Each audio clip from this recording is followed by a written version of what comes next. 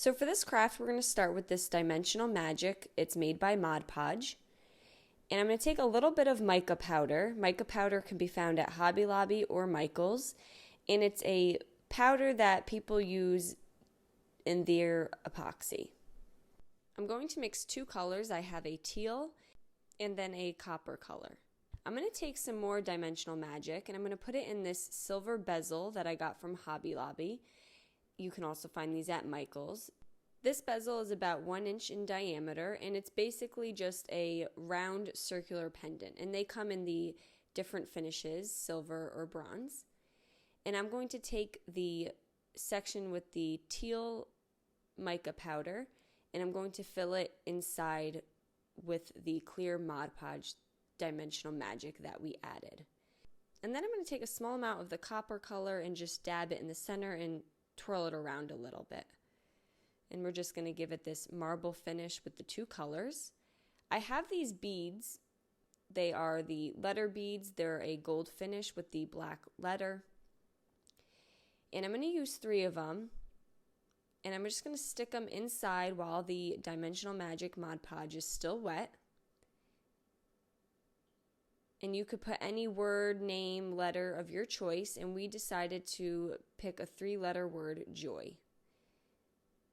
And I'm just using a small pair of tweezers here to help me just stick them in nicely. And then you allow that to dry overnight. And this is what it will look like once it's fully dry. The beads will dry in place, and then we just added this chain that we also found at Hobby Lobby. And they have many different style chains to pick from as well. Now another really easy charm to make is with a piece of scrapbook paper. This is the animal print, and I have this circle hole punch that was a little smaller than the diameter of the circular bevel. I'm going to add my clear Dimensional Magic inside. I'm just going to coat the entire bottom.